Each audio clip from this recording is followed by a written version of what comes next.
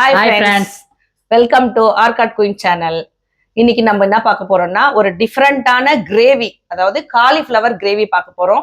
இது 2 in 1 use பண்ணிக்கலாம். என்னன்னு பாத்தீங்கன்னா சாப்பாடு அண்ட் சப்பாத்தி, இட்லி, தோசை, பூரி இந்த மாதிரி ஐட்டத்துக்கு சூப்பரா இருக்கும்.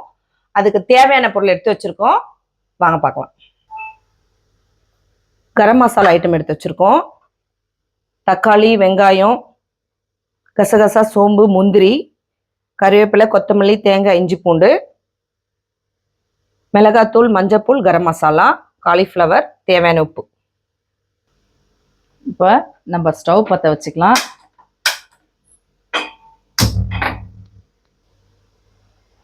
இப்போ தண்ணி காஞ்சிடுச்சு. நம்ம காலிஃப்ளவரை கட் பண்ணி அழகாக வச்சுருக்கோம். இதை இப்போ சுத்தண்ணியில் போட்டுக்க போகிறோம்.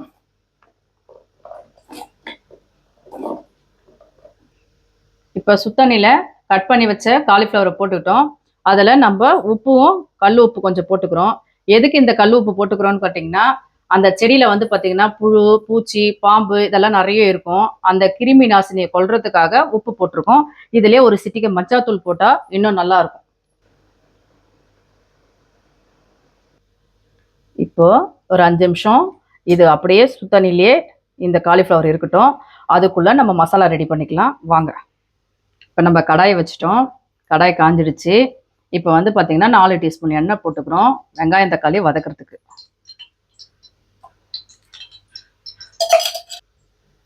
இப்போ எண்ணெய் காஞ்சிடுச்சு. இதில் பார்த்தீங்கன்னா இஞ்சி பூண்டு சேர்த்துக்கிறோம்.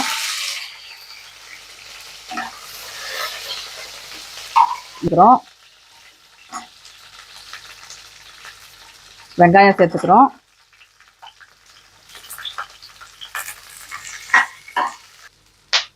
வெங்காயம் வதங்கிடுச்சு. இப்போ நம்ம தக்காளி சேர்த்துக்கிறோம். தக்காளி நல்லா வதங்கிறதுக்காக கொஞ்சம் சால்ட்டு போட்டுக்கிறோம்.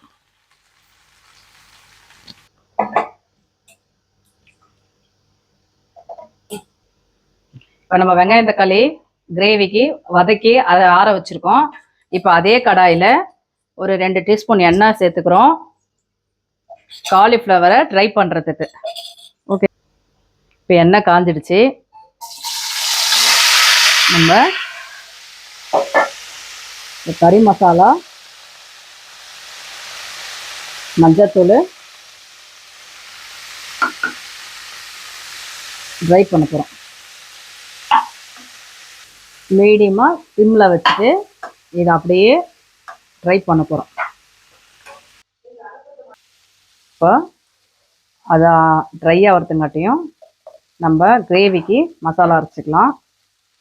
வதக்கி வச்ச வெங்காயம் தக்காளி எல்லாம், இஞ்சி பூண்டு எல்லாத்தையும் மிக்ஸியில் அரைச்சிக்கணும்.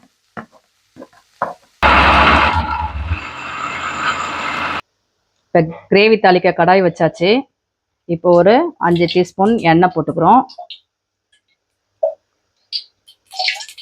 இப்போ எண்ணெய் காஞ்சிச்சு. மசாலா எடுத்து வச்ச மசாலாவை தாளிப்புக்கு போட்டுக்கலாம்.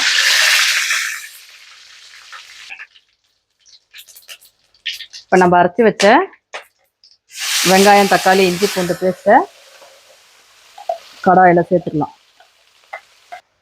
இப்போ நம்ம தாளிப்புக்கு கருவேப்பிலை போட்டுக்கிறோம். மிளகாத்தூள், குழம்பு மிளகாத்தூள் போட்டுக்கிறோம். இப்போ இதை நல்லா வதக்கிக்கிட்டே இருக்கணும். இப்போது வெங்காயம் தக்காளி நல்லா வதங்கிடுச்சு இந்த பதத்துக்கு. இப்போ நம்ம ட்ரை பண்ணி வச்சுருந்த காலிஃப்ளவரை இதில் நம்ம சேர்த்துக்கிறோம்.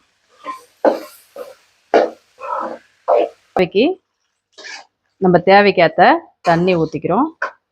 இது ஒரு கொதி வரட்டும். நம்ம தேங்காயெலாம் அரைச்சி இதில் சேர்த்துக்கலாம். இப்போ நம்ம தேங்காய் அரைச்சி வச்சுருக்கோம், அதை இந்த கிரேவியாக கூட சேர்த்துக்கலாம். காலிஃப்ளவர் கிரேவி ரெடி ஆகிடுச்சு. இப்போ நம்ம கொத்தமல்லியை தூவி இறக்கிட்டு வாங்க டேஸ்ட்டு பார்த்துடலாம்.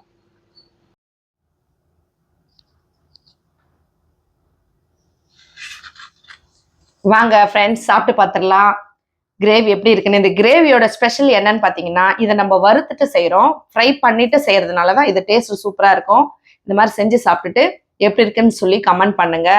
எங்களுக்கு மறக்காம சப்ஸ்கிரைப் பண்ணுங்க, லைக் பண்ணுங்க, ஷேர் பண்ணுங்க. மீண்டும் ஒரு வீடியோல சந்திப்போம். பாய்.